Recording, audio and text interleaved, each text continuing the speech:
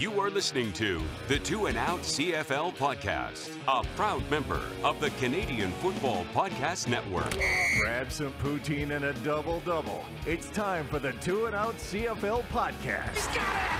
Oh, baby! Every week, Travis Currah. That's Grey Cup me, which is a different person. And Brazilian Tide. Punters are people too. Talk fantasy football, bring you the latest in CFL news, and sprinkle in a little bit of nonsense. Oh, nearly intercepted, and it's over! Ready, set, hunt! Thanks for pressing play on this episode of the Two and Out CFL podcast with Sheldon Jones and Travis Currah. Sheldon, I gotta ask you, the Stadneck Golf Invitational happened in or near Regina, I guess, over the weekend.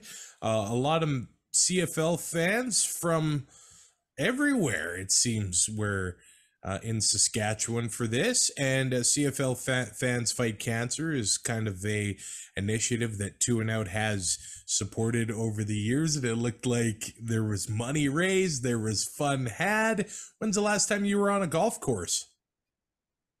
That was the first-ish time I've ever been on a real golf course. Really? Yeah. I shot like a front nine on a real golf course like maybe 15 years ago. Other than that, a few par threes. I did better than I thought, but I'm not good. What were you, a plus 46? I shot a 118. Yeah, 118. I was getting more sixes and sevens than nines and tens like I thought I would get. So, hey, I think anything below 180 is a good round. Yeah, no, it was a lot of fun though. It was they really did it well. Joe and Dave did a really good job setting everything up, and it was great to get out on the course and have some fun. Man, that's awesome. That's good to hear. Now, it was week 15 in the CFL, and, you know, going into the week, if everything went maybe the way that I thought it would go and maybe how a lot of people thought it would go, the playoff picture would be very clear and kind of settled. But here we are, and the playoff picture is very muddy. And there's still a lot to figure out. Even though the Argos and the Bombers have clinched a playoff spot, the Argos have clinched home for the East final, but that's about all we have figured out. And the Argos, it wasn't really an easy way for them to clinch that East final, beating the Montreal Alouettes 23-20. Now, Montreal, they actually had quite the crowd out for this one. They were raucous. They were making noise. There was some guy that ran onto the field, juked out all the security guards. My favorite part is when a security guard's chasing down a guy and he throws the ball cap off. Like that's going to reduce his drag. Yeah. And he's going to catch this guy. But they had a rocking crowd in Montreal. They just weren't able to get it done against the Argos. The Argos had the ball for almost 10 minutes less than the Owls. Like, it's just the mark of a good team when they're able to win these close games. And when you're able to learn to do that, they become a dangerous team. Yeah, and I would say this is probably Chad Kelly's like one of his worst games as an Argo. Like he looked very average out there compared to how kind of elite he's looked for the rest of the season here. And then on the flip side, Cody actually played a really, really good second half of football. He was marking the field. It was kind of reminded me back of, you know, when he was with the Riders, you know, coming back against Hamilton at home. And I thought that's what was going to happen again, even when, like, and I was at the Rider game, obviously. So, and the starting times are overlapped. So yeah. I didn't get to see this. So we just found out in the stands. But when I was watching it back, like, that was like a magical comeback. And then just, you know, the Argos get another block, just like in the Grey Cup. Like, yeah, you love to see it. You love to see it go down to the last play there. And great. What is with those Argos and game-ending blocked kicks? Like they get like 6 inches taller and just can reach up. Like, I don't know. And, a thing this game was very chippy, I thought. It was a carryover from last week, teams playing each other back to back. Now the Argos have beat the Owls 3 times in a season, and it does look, well, they could. I mean, the East is going to go through, I guess we can't write off Hamilton anymore, and we can't write off Hamilton earning a home playoff game at this point, which sounded crazy at one point. The Alouettes have now lost 4 in a row. If they're going to want to have that November home date at Percival Molson, they're going to need to pick up the socks, and they're going to need to string a couple wins together here. These teams were very physical, and there was a couple unnecessary roughnesses taken as a returner or a player has stepped out of bounds, taken a hit. And the Argos here actually took 11 penalties for 97 yards. And that's kind of been uncharacteristic of them up till this point in this season. So they were able to overcome that. And the last 5 minutes of this game were so eventful. There were a lot of things that went down to make this game what it was. And it even started with Jamal Peters taking that misconduct penalty on second down to extend Montreal's first drive. That ended in 3 points for the Alouettes. And that was a chirp on Austin Mack, which probably was a carryover of last week. But then Jamal Peters, took it back at the end of the game and kind of fixed that early mistake. Early in the game, Cody Fajardo was getting hit. He was getting beat up again. Second half, they were able to make some changes. And I think some receivers for Montreal making an impact that we didn't necessarily expect. Keon Julian Grant making his return to the lineup. Austin Mack, 6 catches for 45 yards, but Tyson Philpott, what a game for him. 11 targets, 9 catches, 105 yards, including the touchdown in the fourth quarter that put the Alouettes ahead 20-13. To see that Canadian back onto the field making plays, it's awesome, Sheldon. Oh yeah, and he's so young that he's got so many more years. He's only going to get better and better as it goes on. It was great. Cody was just moving the ball around. He was finding the targets. He was using his legs to run. He was doing that typical Cody. I'm not going to slide. I'm going to take the hit and get the extra yards. And Cody, like, he's one of the toughest guys in the league. He is. Like he is, and it's good to see him string some drives together. It's tough that they couldn't get it done in the end because he put them in the position to win that football game with that last second field goal. So hopefully they can shake it off. And because, yeah, like you said, Hamilton is right on their heels now. Yeah. Darnell Sankey even making his return to the CFL. Signed on Monday, plays for the Alouettes, gets 5 tackles, including a pretty violent hit on on Andrew Harris. So Sankey was out there making plays. But after the Alouettes went ahead 20-13, there was still a lot to happen in this game.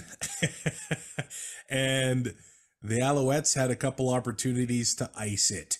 They had a 9-play, 45-yard drive with about 5.5 minutes to go. David Cote misses the 54-yard field goal.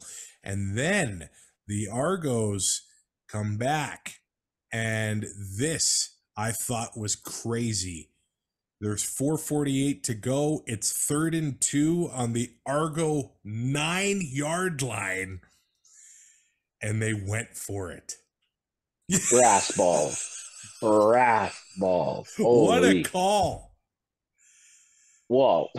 What a call, because they got a lucky pass interference. But, oh, man, yeah. Like, I thought they were just leaving in there to try to draw offside, and then they were going to take a timeout. And maybe Montreal thought that too. I don't know, but because that defender, he looked pretty flabbergasted and definitely deserved the penalty, but lucky that they got that call there, because that would be game over. It was Deontay Ruffin that ended up taking the interference on that 3rd and 2.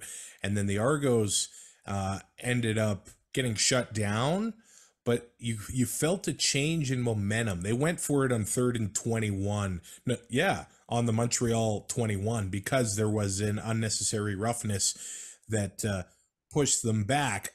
I guess I don't. There was some interesting calls I thought in this one. I don't think it was that one, but Coxie ended up having a touchdown called back because of an unnecessary roughness. It almost looked bang bang, like as the catch was made, the old lineman, Yeah, I didn't know about that. that was bull. The ball was already thrown, so there's nothing that defender could have done to change the play. Like it's ridiculous that touchdown was taken off the board.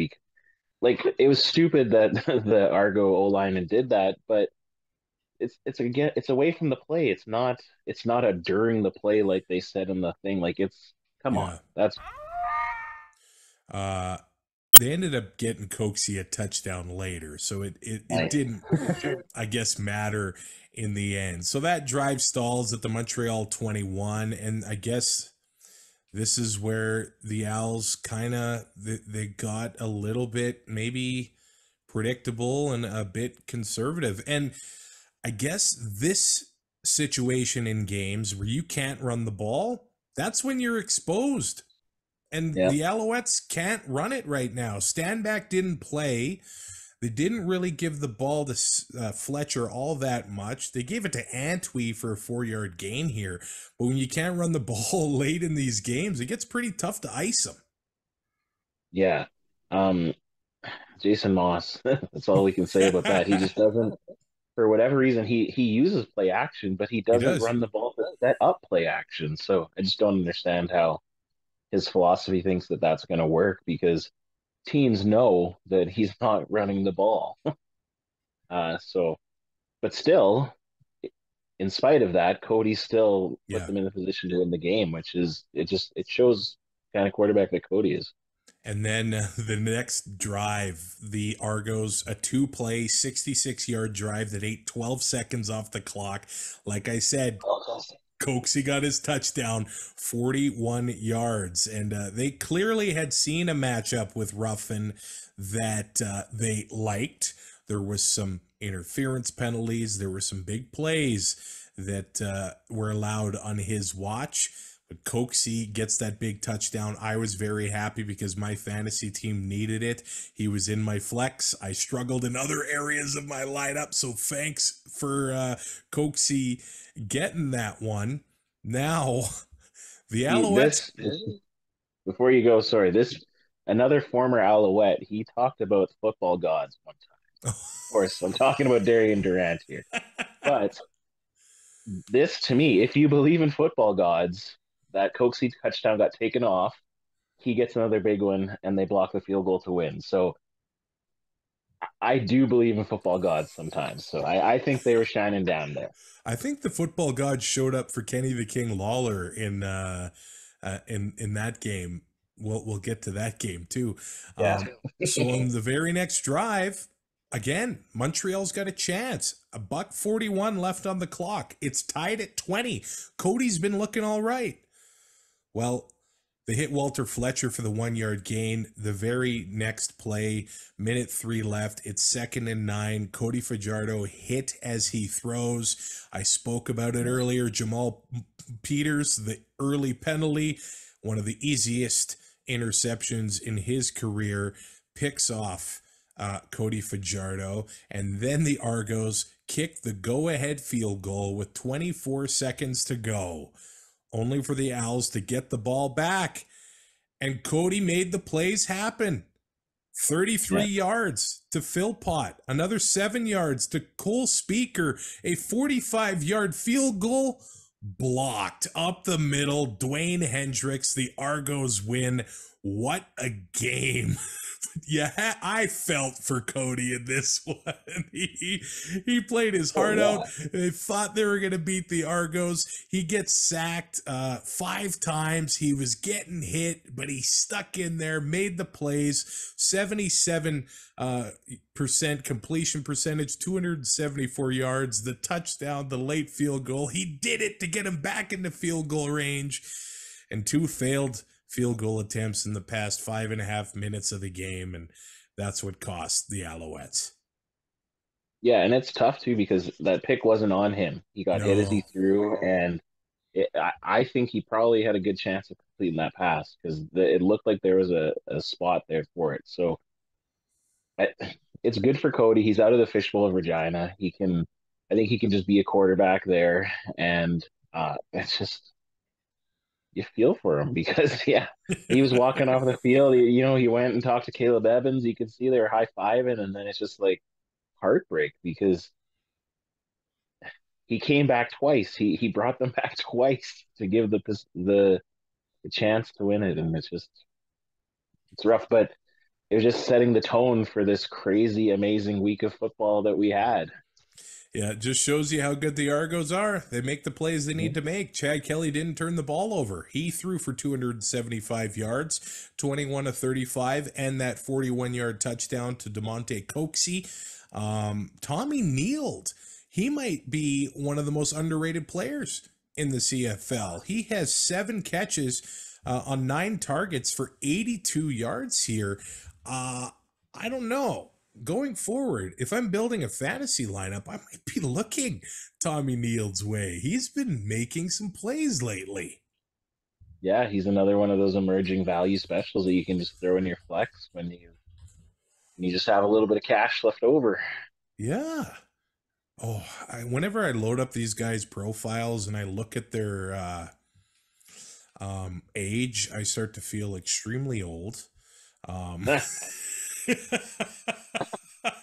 Born in 1999, but last week against Montreal, the previous game, he had 6 catches for 84 yards. So he's an instant part of this offense. Went to McMaster, 24 years old, 6'3", 203 pounds. Tommy Neild might be a big part of that Argo offense going down the stretch. We also saw Deontay McMahon make his debut for the Argos. This guy's got wheels. He might be a guy that's going to make some plays down the stretch here, especially if they're going to want to rest guys. He had 2 carries, 30 yards. AJ Ouellette had 53 yards and a touchdown. And hey, David Ungerer, 51 yards. Coxey, 75 yards. And then the Alouettes, it's that rushing game, man. 6 carries, 29 yards is what Walter Fletcher ended up getting. Tyler Sneed, 3 catches, 63 yards. And Austin Mack, mentioned him already, 45 yards. But yeah, there were plays there. And will the third time be a charm for the Alouettes? They're going to have to beat somebody else to get to the Argos to have another shot at them come November. Riders Elks, baby. 36-27. The Edmonton Elks go to Saskatchewan almost exactly a year after the Elks beat the Riders last year. And I found that game was a turning point for the Riders. They'd already started to dip. They had the flu game or whatever in the Banjo Bowl, and they got smashed. But then they had a chance, I thought, last year to beat the Elks. They struggled stopping the run. Taylor Cornelius ran all over them. It's almost an identical formula as to what happened here. And these Elks have now outscored their opponents 34-0 in the past 2 fourth quarters. It's been magical fourth quarters against Saskatchewan and against Calgary. But Sheldon, the Riders got off to a good start. It was 10-0 pretty quickly. Jamal Morrow had 36 yards rushing in the first quarter. And then it all kind of fell apart for the Rough Rider offense. Yeah, it's just, well, I think offensively they actually played pretty well the whole Falling game. apart was a little too strong, I Yeah. admit. Defense But was where the problems were. the defense completely fell apart. Like the defense was the strength of our team, and especially when Harris went down, that's who you thought that the defense would continue to do that. But I've been really disappointed with Jason Shivers' defense. Even in the BC game, like the way that the offense was rolling, there's no way that it should have been as close as it was in the end with BC coming back. They looked awesome in Labor Day. They but then Banjo, we all know what happened. It's But Sheldon, this happened last year too, right? I During the know. Yeah. summer, the Riders had a championship level defense, and then September came, and especially after the Banjo Bowl and Labor Day, they fell apart and they couldn't stop the run, and they couldn't stop the run here. Kevin Brown, 19 carries, 175 yards, over 9 yards a carry. And look, Yeah. credit to Jarius Jackson, credit to Trey Ford for opening up the holes for Kevin Brown. I was reading the recap from Andrew from the Turf District on 3downnation.com. Kevin Brown now has over 1,000 yards on the season. Over 600 of those have come in the 6 games that Trey Ford has started. The previous 8 games, they couldn't run it at all. But now, Trey, Double J, getting it done for the Elks offense. Yeah, it's just it was ridiculous sitting in the stands and seeing just Trey Ford just running around like Michael Vick, finding Eugene Lewis down He's the field. impressive, isn't he? Yeah, like I like watching the games when they're not playing the Riders because I can actually like be happy when he does that stuff. But I'm just losing my mind. Full disclosure, there was like a water leak situation at the queue, so in the second quarter I was on the phone. I missed like a lot of it, but Oh, I thought you meant right now. oh no. But like it was, but it was a fun game. It still was a fun game because Yeah, the it was. Riders offense was matching it, and they were, well, actually not matching. They were setting the tone early on, and then it's just a meltdown. You know Like, what? they I kind of crapped on the offense, but for the Riders. But Jake Dolegala had a decent game. You would have liked the completion percentage to be better. He was 20 of 34, 3 touchdowns, and then the 1 interception that should have been caught by Samuel Emelis. It's one of those interceptions where what? Yeah, it was like that Ryan Smith catch in Yeah. that when he was with the Bombers. Like it just happened to be there. But then even Revis's pick was kind of The just same popped right deal into his off hands of Kevin too. Brown's hands. Yeah. Yeah. Yes. So that kind of evens itself out there. But Delegala, like he looked good. He hit Sean Bain for that first touchdown, and then later on he got Jones made that awesome move when he That caught the was a ball. great play he made. Yeah. Took out the defender there, and like so his receivers were helping him out when he was on target there, and Morrow had a really good game. Like it's just if the offense and the defense can string it together, the Riders can beat anybody. Like it's this season has proved any team can beat anybody. We're going to talk about what That's happened true. next game. The next 2 games were that close. Yeah, 2 games. Yeah. And it's just so frustrating when you're there and you can't see them put it together. It's like I don't think anyone can say that Edmonton is a bad team anymore. Like they're on the uptick, and it's got to be frustrating for Elks fans just wondering what this could have been if they would have done this change in week 2 or 3. Since Trey Ford came in, it's Winnipeg, Toronto, Edmonton. Even BC has had off and on sort of inconsistencies here. They lost to Saskatchewan. They lost to Hamilton. So if I was doing power rankings, if I was doing power rankings, Edmonton's probably number 2 right now. Like, Wild.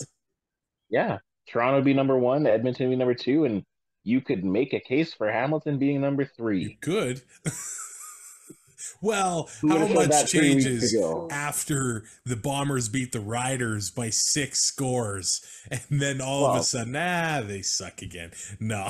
well, there's the that's the tangible 3-scored handicap that's Yeah. there every year. Can't And take that look, as a tap. anytime AC Leonard is on the field, defense has got to pay attention now, don't they? Yep. The Taylor Cornelius AC Leonard connection might be the most dangerous connection in the CFL. That's how the Elks got their first touchdown on the board.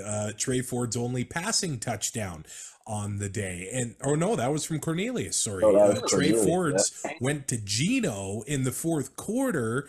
Gino and Trey, I guess, combined their Mr. Fourth Quarter. And Lake Corte Moore had a shot at Trey.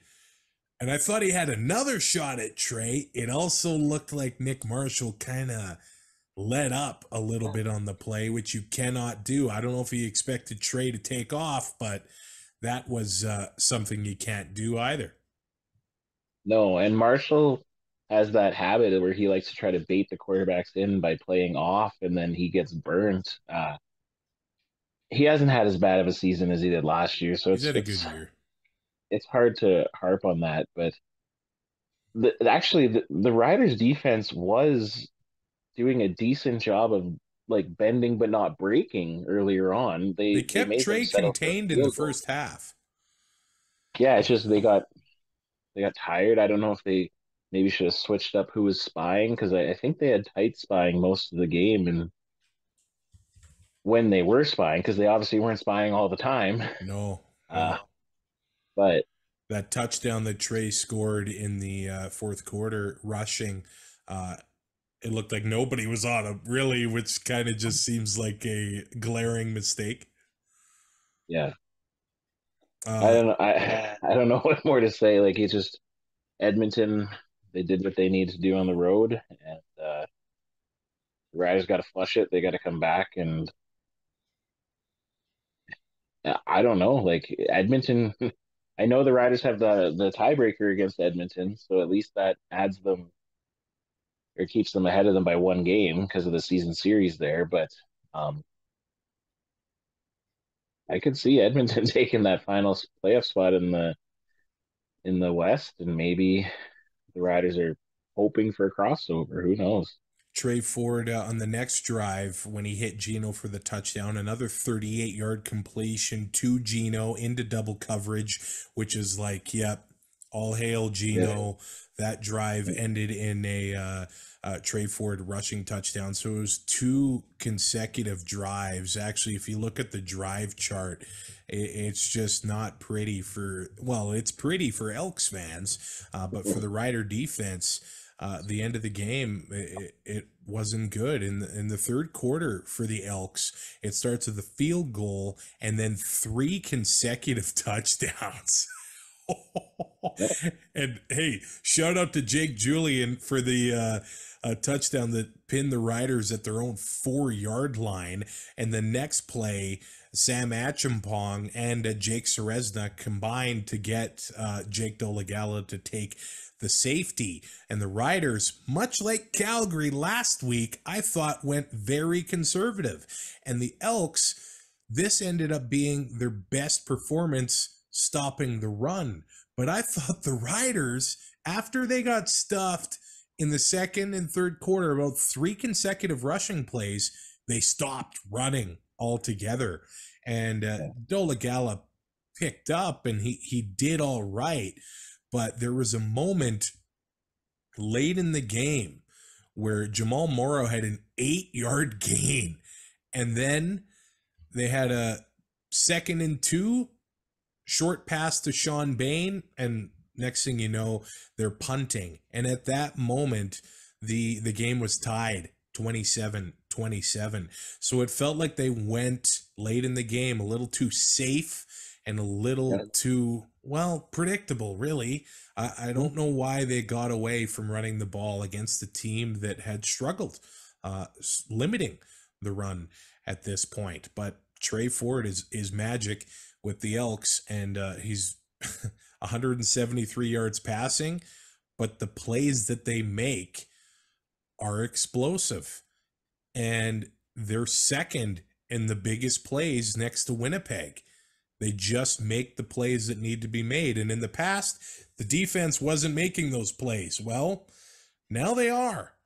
And they're a dangerous team to watch down the stretch. I will say this. Calgary was on bye. I'm not so sure if it's smart to forget about the Stampeders, who have a game in hand with the Elks.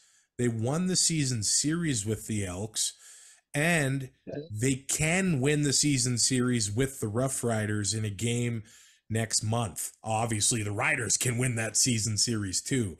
That's a pivotal game going down the stretch here.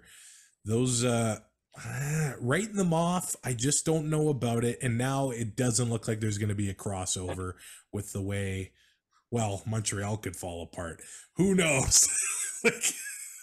I'm done predicting this stuff.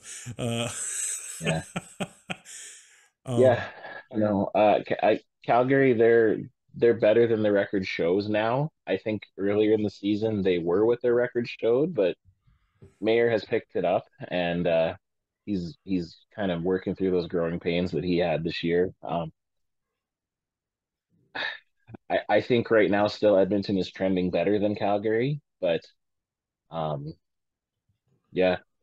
honestly, like, it's cool that Winnipeg and Toronto have clinched playoffs, and that's fine, but it's a lot better for us fans when everything is going to go down to the wire. So I'm here for all 4 games all 4 games in the last season, or the last week of the season, having playoff implications. Let's have chaos. Let's just enjoy this ride, because I can't remember a CFL season that's been this crazy yet enjoyable. Now, the Hall of Fame game in the Hammer. Congratulations to the inductees into the 2023 class of the Canadian Football Hall of Fame. And the Ticats beat the Bombers 29-23. Now, it's funny how things change. In July, we were all so quick to talk about the quarterback talent being trash in the CFL. There's nobody to look forward to. All of a sudden, next year, now, it might not play off this way, but Taylor Powell, Dustin Crum, Trey Ford, Jake Dolegala could all be starters. They could be. And with a full training camp and a playbook built for them, I think the sky's the limit for these guys. When I was watching the Elks and the Riders, if those quarterbacks are on their respective teams for the next 5 years, I'm looking forward to Elks Riders for the next half decade. I think we got some exciting stuff to watch going forward. And how Taylor Powell performed against the Bombers, Scott Milanovich, and they didn't even get James Butler going. I thought if they can't get Butler rolling, they don't have a shot at beating the Bombers. They gave him 22 carries, but 3.7 yards a carry. The Bombers were good against the run. Now, look at this drive chart for the Ticats. Field goal, touchdown. Their first punt didn't come until 90 seconds left in the second quarter. To do that against the Bombers, that's impressive. Well, that's the formula. You need to start strong, and you need to score points early against them. And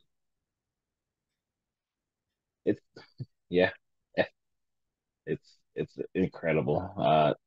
I was sitting at the Rider game with Alex, and we were kind of talking about maybe who could possibly be the head coach next year for the Riders if they moved on from Craig Dickinson. And I suggested Milanovich, and he's like, "Oh no, I think like they're obviously going to get rid of Steinhauer, but if Hamilton keeps stringing these wins along, like Steinhauer might get extended, and then maybe Milanovic gets freed up. But it's like you said, we can't pick it anymore. Like I was one off the lead in Rider fans pick 'em, and now I just went 2-4 this week, and so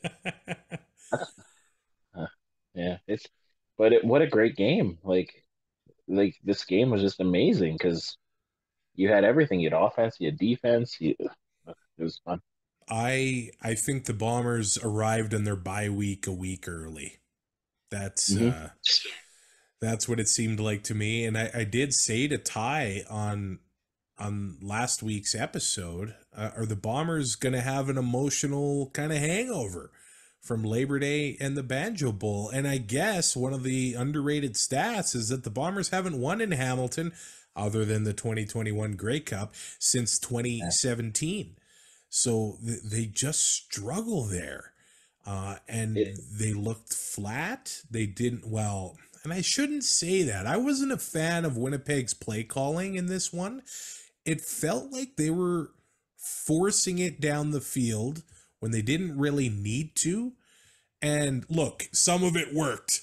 Let's be real. Nick Dembski, 137 yards. He had a 56-yard play. Dalton Schoen, 110 yards.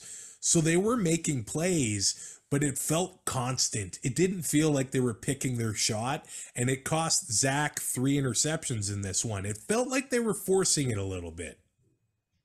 yeah.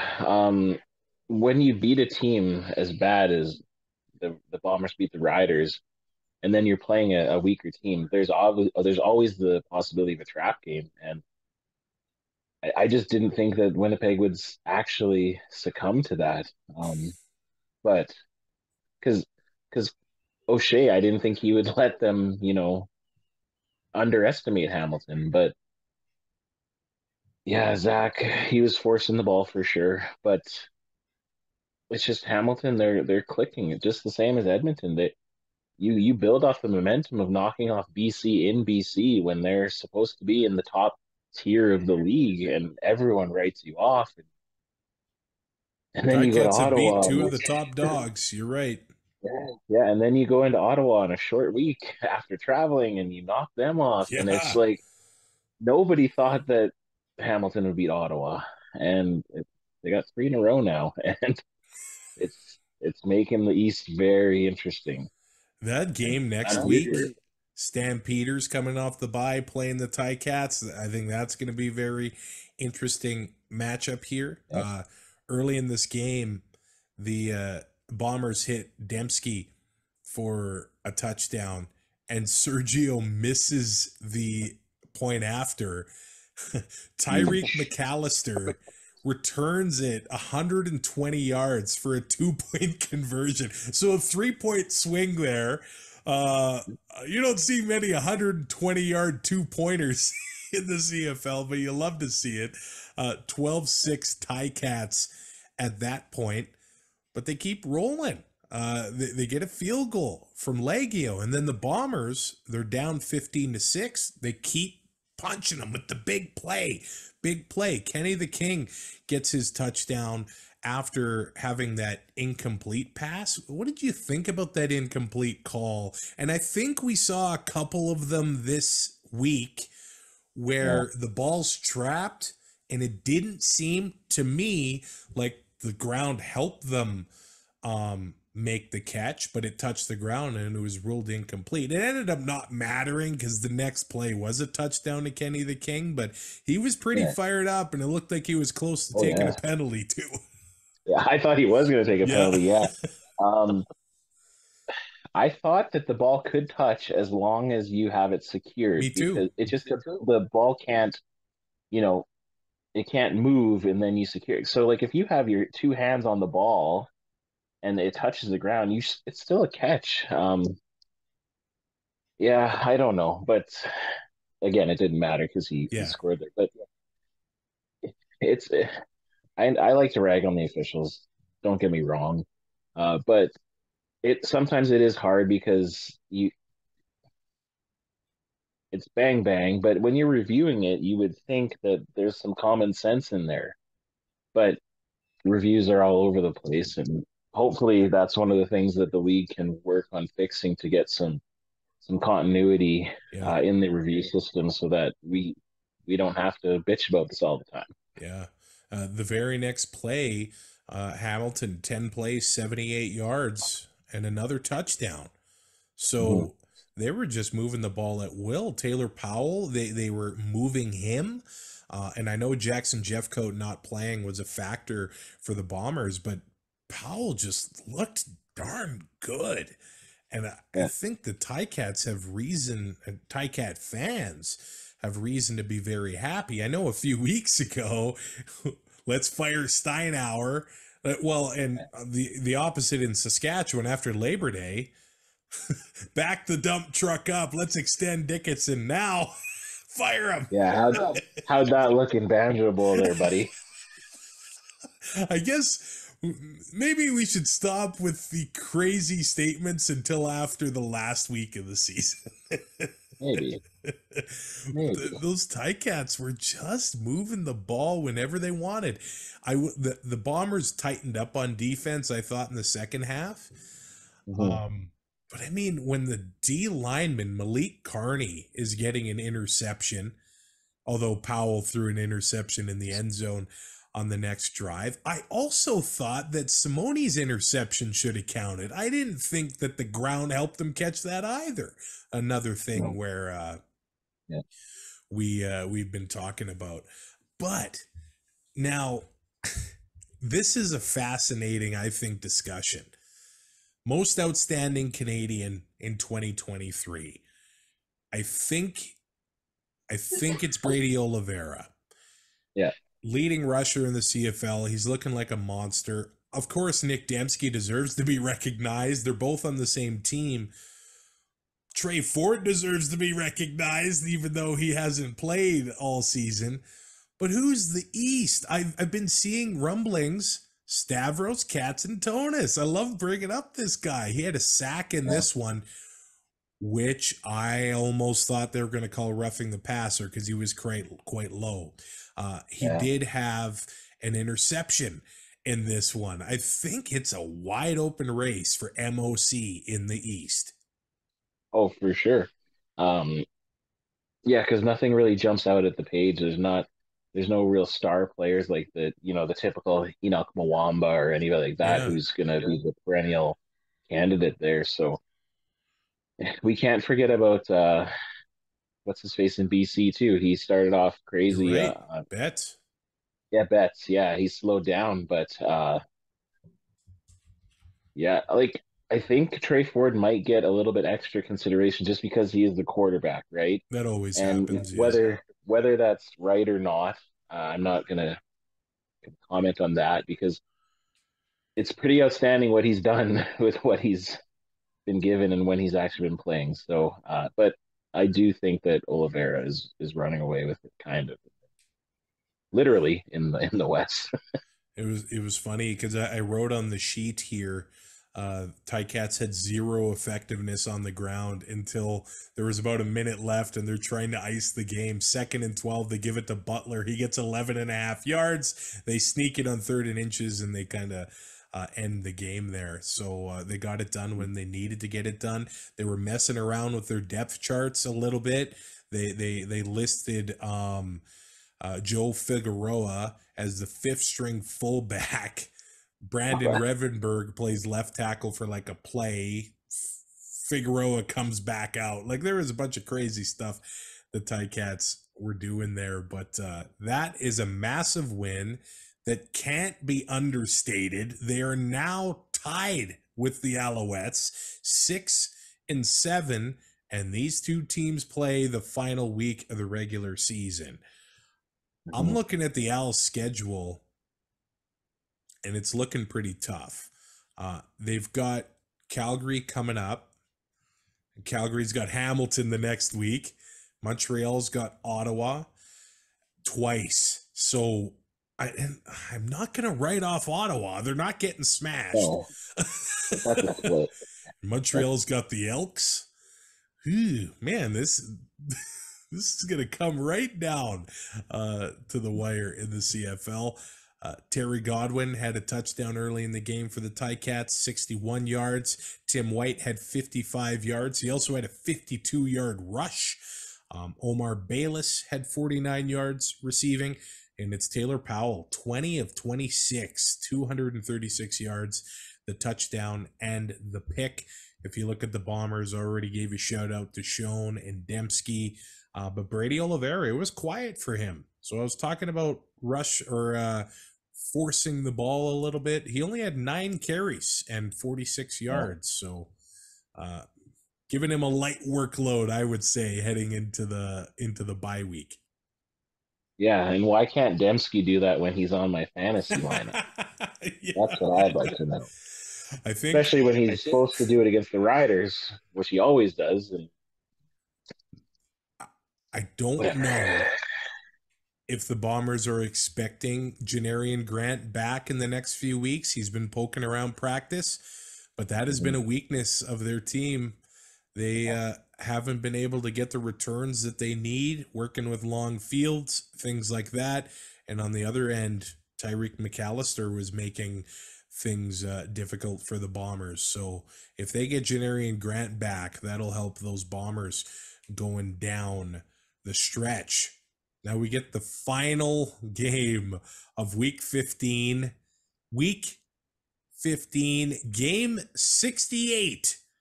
Sheldon, so you know what the first game of Week 16 is going to be. The BC Lions beat the Ottawa RedBlacks 41-37.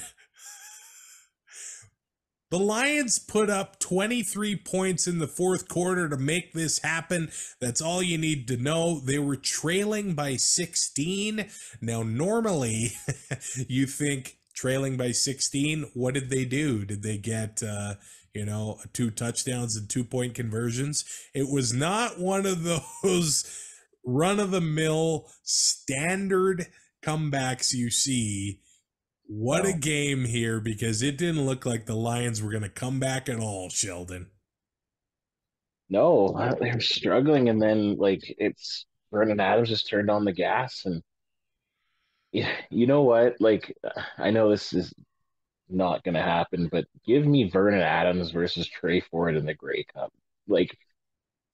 Give me that in BC Place where they have good. That'd be fun. But no, he shook off some poor decisions, and he just made Ottawa pay. And Ottawa went super conservative too, and they did. I feel for Ottawa fans because they're feeling what the Elks have been feeling all this time, and Crum had a pretty good game. He was slow for a few games there because I think the teams were figuring him out, but he was able to get in space and get into the end zone, and it's just that's demoralizing. Especially on the road when you're playing against a top team and you have them, and then you just let them come back and crap the bed. It's just sad, but really fun for us to watch. I think that has to be a concerning thing for Lions fans. Their last home game, they came out quite flat, and the Ticats beat them 30-13. Then the Lions went to Montreal, and they got the win, 34-25. Then they're on bye, and they come out at home quite flat. Ottawa came out, and they were ready to go. They had a 6-1 lead, and man, I had VA on my team. Keon Hatcher is my leading receiver, and this will never happen. I wish my receivers got credit for the pass interferences that happened. If he caught that ball, it's a touchdown. Yeah. But the PI takes the Lions to the 1-yard line, and they end up taking the lead there, 8-6. But Crum was steady. I mean, the next drive, it was 11 plays, 75 yards, and the Lions, they still answered back there. Justin McInnis, by the way, he got that first touchdown to put the Lions back up 15-6 in the first half. And Justin McInnis, who the Riders let go for nothing, went to free agency basically, 12 targets, 8 catches, 118 yards, 2 touchdowns. One of the touchdowns he's interfered with, a critical catch he made late in the game, who kept the tip of his toe in bounds. What an incredible game from Justin McInnis. Yeah, I wish he was still a Rider. But they had a wealth of depth at Canadian receivers, so I can understand maybe. I don't know if it was them who wanted to move on or if it was Justin, but yeah, no, he's quietly, like, maybe now with, Betts cooling off, maybe he's going to be the outstanding Canadian nominee for the Lions there, because he's had a really good second half of the season, or well, sorry, middle third, I guess, of the season. Yeah, and this is when Dustin Crum just starts to get rolling. It was steady, and to the RedBlacks defense credit, they were forcing, and Vernon Adams Jr. getting the happy feet, forcing the ball in there, throwing across his body through the interceptions, and Crum just kept chipping away, keep making the plays happen. It was 18-16 for the Lions, and then the next drive, Dustin Crum ends up finishing it off with a 5-yard rushing touchdown. How do you not like this guy? He's out there throwing blocks. I'd hate to be him or feel like him after a game, but he's one of the most physical quarterbacks I've ever seen. And yeah, he had 3 rushing touchdowns, 9 carries, 46 yards. And like I said, throwing blocks out there. When your quarterback does that, you love to see it, man. Oh yeah, and his teammates will rally for that, and nothing but good things. Well, I guess he could get injured, but yeah, yeah, no, he's finding his magic that he had in the first few games that he was in there with his comebacks. So yeah, hopefully for Ottawa's sake that they can maintain that, but they have a lot of work to do if they're going to try to get back into that playoff picture. Oh, and they hit Marcus Sayles through on Shaq Evans. And I don't know if Sayles got hurt on that one. He had to leave the game later on, but Shaq Evans' helmet flew into the first row basically. So, and he's getting more involved in that RedBlacks offense as well. But in the second half, well, and it still took another quarter and a half for the Lions to get really going, but they made an adjustment with their defense that made it a lot tougher for Williams to run the ball. And that was the change here. He couldn't run it. And for Ottawa's credit, BC couldn't run it. Taquan Mizell, 5 carries for 13 yards. That's another thing that the Lions are going to want to improve going down the stretch here. Look at the time of possession. The RedBlacks had the ball for over 39 minutes of this game and still lost. Like I said, an absolute heartbreaker here. So we got to rewind or fast forward all the way to the fourth quarter.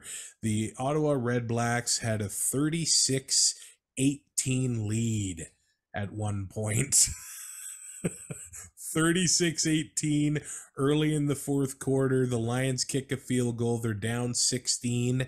But this is when it really falls apart for the Ottawa offense. They gained 4 yards in the fourth quarter, including 3 drives where they went backwards. Yeah. Their first possession in the fourth, minus 14 yards. There was a 5-yard loss on the rushing play. They took a time count penalty. They took a procedure penalty. And then their next drive, they had a minus 10-yard possession. They had a -4-yard possession. So the Lions defense, they picked it up. Even though they gave up 37 points, what they did in the fourth quarter was a big part of that comeback. Well, it was, and then Ottawa, they were playing not to lose instead of playing to win, and Yeah. you can't do that against a team like BC with all the weapons that they have, because you're just getting your own defense tired because you're going 2-and-out, 2-and-out, 2-and-out. Good for our show, not good for not good Thanks for for the the advertising.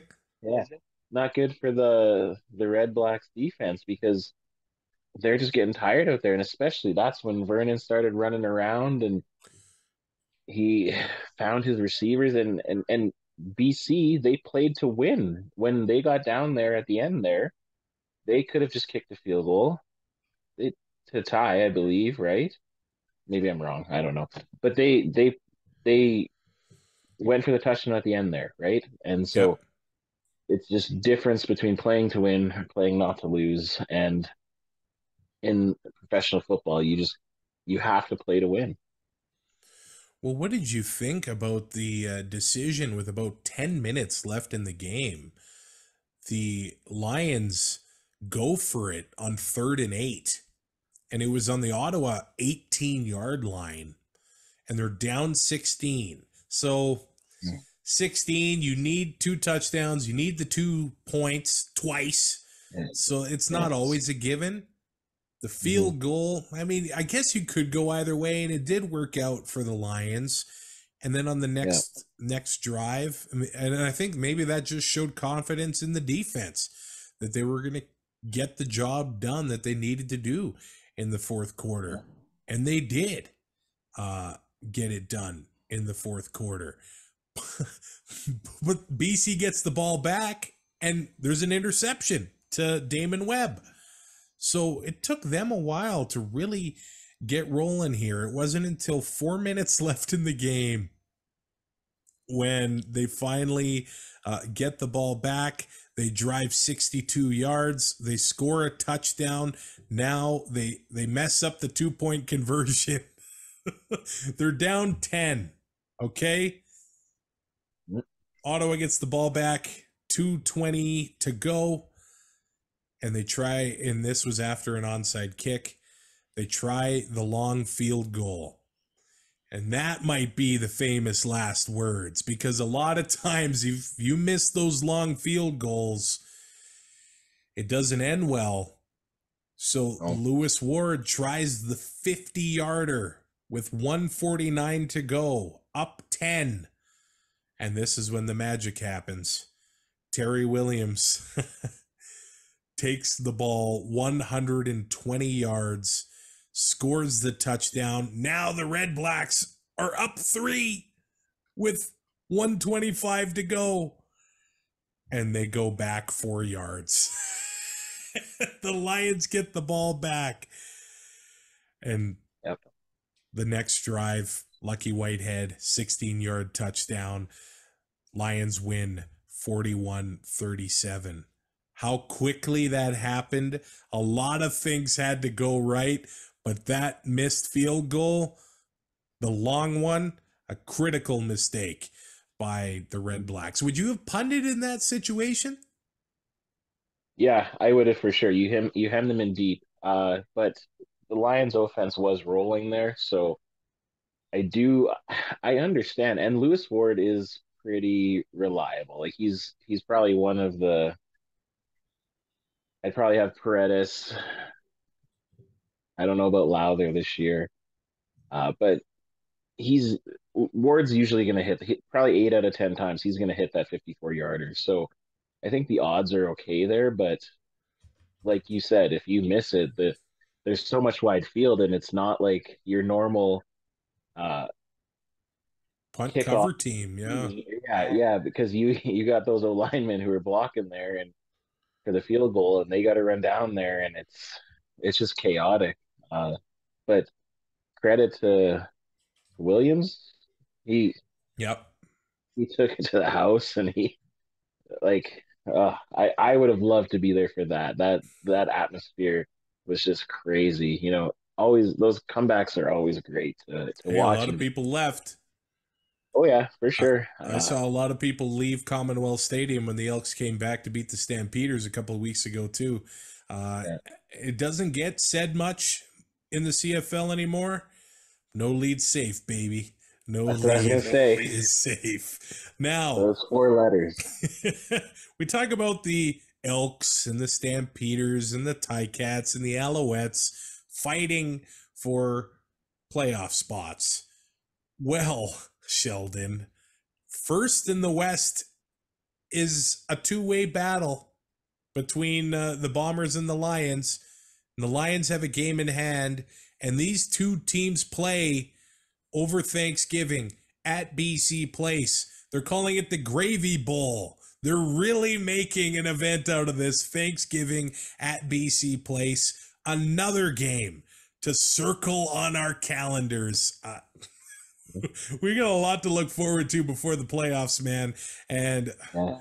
I get the feeling that the Bombers going to come back from the bye on fire, but this is not locked up by any means. My fantasy team this week, 97.5 points. My Brady Oliveira, 4.6 points. Keon Hatcher, 3 points. So that brought me down a little bit. Close to 100. So I'm okay with that. What were you looking like this week? Full disclosure, I honestly don't even know. Oh. I had I had the golf tournament and everything, You and better I wasn't really paying attention too much, but I think I ended around 85 or 86 points. So What's your uh, username? it should just be Sheldon Jones 83, I think.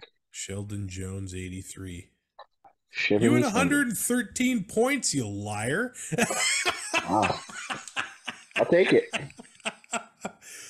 Man, you I had didn't a even pretty check. darn good line. Chad Kelly, 31.6. Jamal Morrow, 13.1. AJ Ouellette, 14.4. Geno Lewis, 17.4. Kenny the King Lawler, 13.1. And Lucky Whitehead, 20.7.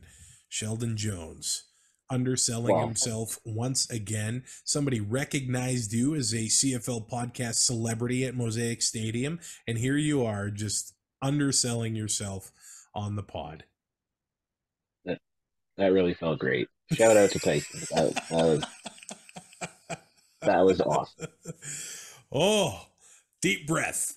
Week 15 of the CFL season is in the books, and we got a long, well, not too long, but we got lots of fun still to have before the 110th Grey Cup in the Hammer. Sheldon Jones, thanks for being here. I'll probably talk to you on Wednesday as we get everybody and myself and yourself ready for Week 16 of the CFL season.